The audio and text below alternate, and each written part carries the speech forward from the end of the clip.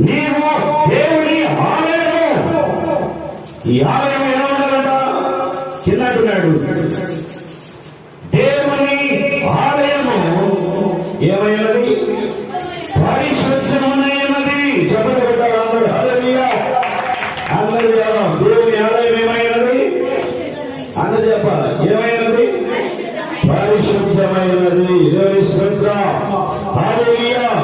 ఈ మధ్యకాలపు వేళ మరి ఈ దేవుని ఆలయాన్ని దేవుని ఆలయంలో ప్రవేశించడం కనుక ఈ ఆలయమైనటువంటి నీలో నీ ఆత్మీయ జీవితంలో ఏమేమి ఉండాలో ఏమి ఉండకూడదో కొన్ని వాక్యాలను మనం ధ్యానం చేద్దాం. దేవుడైతే నేను దేనితో వచ్చాడు?